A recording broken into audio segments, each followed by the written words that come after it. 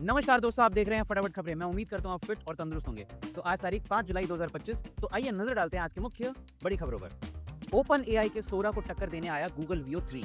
AI video बनाना होगा अब और आसान। गूगल ने अपनी एडवांस जनरेटिव एआई वीडियो तकनीक वीओ 3 को अब भारत में भी उपलब्ध करा दिया है। इस तकनीक की पहल झलक 20 मई को गूगल I/O 2024 कॉन्फ्रेंस में देखने को मिली थी। फिलहाल ये feature Gemini pro subscription user के लिए जारी किया गया है। वीओ 3 एक एआई टूल है जिससे यूजर 8 सेकंड तक के वीडियो बना सकते हैं। इसमें न सिर्फ वीडियो विजुअल बल्कि बोलने वाली आवाज, बैकग्राउंड म्यूजिक और साउंड इफेक्ट भी जोड़े जा सकते हैं। इस टूल की मदद से वीडियो को ज्यादा रियलिस्टिक और सिनेमैटिक बनाया जा सकता है। मुस्लिम शख्स ने पाकिस्तान खिलाड़ियों को धमकी दी, कहा उन्हें मैदान में खेलने की अनुमति नहीं दी जाएगी। अगस्त से सितंबर में बिहार में आयोजित होने वाले एशियाई हॉकी कप में पाकिस्तान की टीम को बुलाने को लेकर विरोध शुरू हो गया है। यह विरोध ऑल इंडिया मुस्लिम जमात के राष्ट्रीय अध्यक्ष मौलाना शहाबुद्दीन रिजवी बरेलवी ने किया है। उन्होंने कहा है कि भारत सरकार के खेल मंत्रालय को पाकिस्तान के खिलाड़ियों को बुलाने के फैसले पर पुनर्विचार करना चाहिए। एसी कोच में उदास बैठी थी खूबसूरत महिला, तभी पड़ी टीटी की नजर। जैसे ही पूछा क्या कर रही हो, ट्रेन में मचा बवाल। हीराकुंड एक्सप्रेस की एसी बोगी में सब कुछ सामान्य लग रहा था। यात्री अपनी सीटों पर बैठे थे। ट्रेन तेज रफ्तार से पटरी पर दौड़ रही थी, तभी डिब्बे में दाखिल हुआ टीटी, जो रूटीन जांच में जुटा था। लेकिन जैसे ही उसकी नजर एक महिला पर पड़ी, कहानी में चौंकाने वाला ट्विस्ट आया। महिला चेहरे से घबराई हुई दिखी, माथे से पसीना पहुंचते हुए बोली, मेरा टिकट तो नहीं है, लेकिन मेरे पति जीआरपी में हैं। इस जवाब ने ना सिर्फ टीटी को चौंका दिया, बल्कि अगले कुछ मिनटों में ट्रेन की शांति एक बड़े बवाल पर पहुंच गई। 5, 6, 7, 8, 9 को देश भर में होगी भारी बारिश, कहीं बाढ़ तो कहीं भूस्खलन की चेतावनी। आईएमडी ने इन राज्यों में जारी किया अलर्ट। देश भर में सक्रिय मानसून ने कहर बरपाना शुरू कर दिया है। उत्तर भारत से लेकर दक्षिण भारत और पूर्वोत्तर राज्यों तक लगातार बारिश में जनजीवन अस्त व्यस्त हो गया है। मौसम विभाग आईएमडी ने कई राज्यों के लिए रेड अलर्ट और ऑरेंज अलर्ट भी जारी किया है। कई क्षेत्रों में बाढ़, भूस्खलन और तेज हवाओं के कारण लोगों को सतर्क रहने की सलाह दी गई है। एयर इंडिया का ऐसा खौफ, वसीयत तैयार कर प्लेन में बैठा बॉलीवुड का ये फेमस एक्टर। वीडियो शेयर कर कहा बिल बना दी है। अहमदाबाद में 12 जून को हुए विभत्स विमान हादसे में 250 से अधिक जिंदगियां को जलाकर तबाह कर दिया था। इस प्लेन क्रैश को बोल पाना लोगों के लिए बेहद ही कठिन होगा। इस भयावह हादसे का खौफ लोगों के लिए दिलों में इस कदर बैठ गया कि कई ने तो प्लेन पर बैठने से भी इनकार कर दिया है। वहीं जो यात्रा कर रहे वो एक डर के साथ यह कदम उठा रहे हैं। इसी बीच हाल ही में मशहूर एक्टर कमलजीत सिंह ने एयर इंडिया की फ्लाइट ली। साथ ही बताया कि वह अपनी वसीयत तैयार करके आए हैं। सीएम योगी ने आम महोत्सव 2025 का किया शुभारंभ, कहा आमों की किस्म देखकर आश्चर्य होता है। मुख्यमंत्री योगी आदित्यनाथ ने कहा कि उत्तर प्रदेश में बागबानों की मेहनत और कृषि प्रगति को वैश्विक मंच पर ले जाने के लिए उनकी सरकार कटिबद्ध है। लखनऊ के अवध शिल्प ग्राम अवध विहार योजना सेक्टर 9 में 3 दिवसीय उत्तर प्रदेश आम महोत्सव 2025 के शुभारंभ के मौके पर उन्होंने कहा, हमारे बागवानों ने जलवायु परिवर्तन और ग्लोबल वार्मिंग की चुनौतियों के बावजूद तकनीक का उपयोग कर शानदार प्रदर्शन किया। 2.5 से 3 किलो के आमों की किस्में देखकर आश्चर्य होता है, जो न केवल स्वाद में बेजोड़ है बल्कि वैश्विक बाजार में भी उत्तर प्रदेश की शान बढ़ा रहे हैं। किराए की झोपड़ी, धंधा मजदूरी और सालाना टर्नओवर 9 करोड़। इनकम टैक्स ने शहीद के नाम दिखाई फर्जी कंपनी, फ्रॉड से सदमे में परिवार। उत्तर प्रदेश के लखीमपुर खीरी के जिले में आयकर विभाग की बड़ी लापरवाही उजागर हुई है। आयकर विभाग ने यहां के मजदूर परिवार को 9 करोड़ रुपए का नोटिस भेज दिया है। नोटिस मिलने के बाद से परिवार का दिन का चैन और रातों की नींद उड़ गई है। झोपड़ी में रहने वाला यह परिवार लगातार सरकारी दफ्तरों के चक्कर काट रहा है, लेकिन उसकी शिकायत की कोई सुनवाई नहीं हो रही।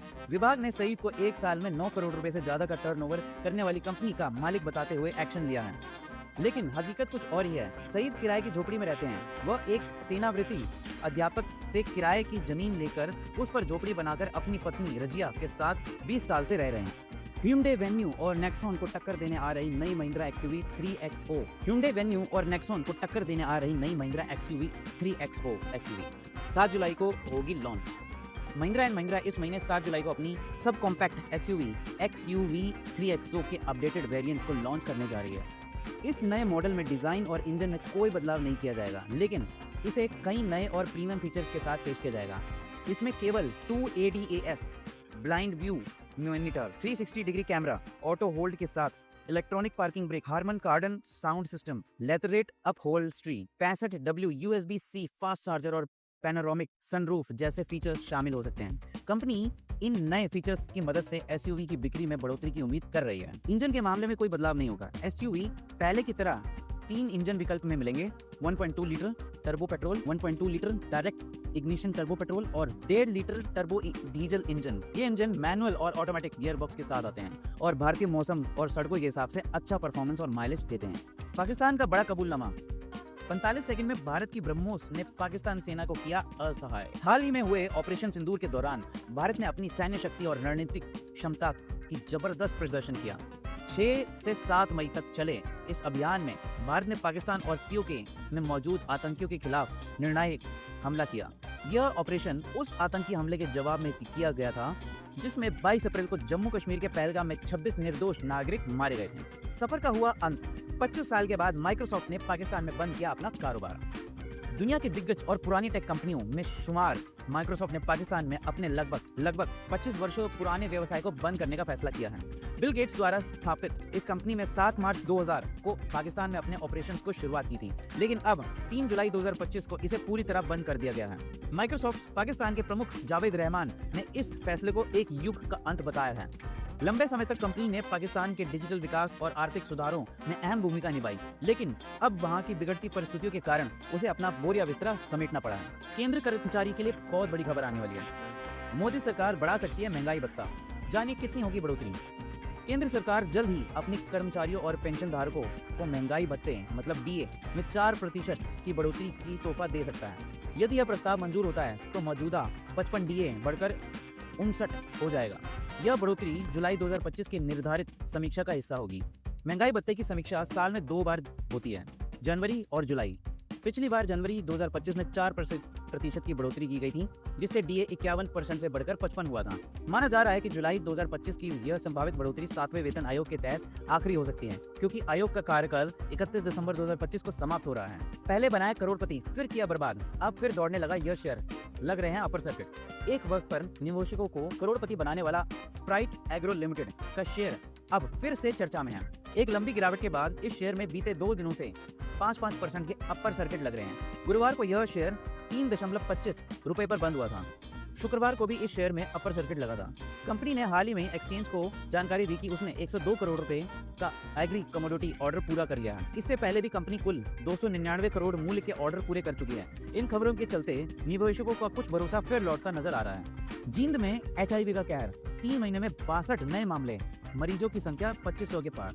जिला जींद में HIV एड्स से प्रभावित मरीजों की संख्या लगातार बढ़ रही है, जिससे स्वास्थ्य विभाग गंभीर चिंता में है। सरकारी आंकड़ों के अनुसार जिला में अब तक 2500 से अधिक HIV पॉजिटिव मरीज दर्ज किए गए हैं। विशेषज्ञों का माने यदि व्यापक जांच की जाए तो यह संख्या 5000 तक पहुंच सकती है। इस बीमारी का शिकार सभी उम्र के लोगों जैसे कि युवा, बुजुर्ग और बच्चों में हो रहे हैं। मूर्तल के पराठों के स्वाद ने छीने 3 घरों के चिराग। एक लड़ रहा जिंदगी मौत की जंग। हरियाणा में हुआ दर्दनाक हादसा। सोनीपत के नेशनल हाईवे 44 पर बीती देर सेक्टर 7 के फ्लाईओवर पर एक दर्दनाक हादसे में 3 दोस्तों की मौत हो गई। सूचना के बाद बालगढ़ थाना पुलिस मौके पर पहुंची और शवों को कब्जे में लेकर पोस्टमार्टम के लिए सिविल अस्पताल के शव गृह में रखवा दिया गया है।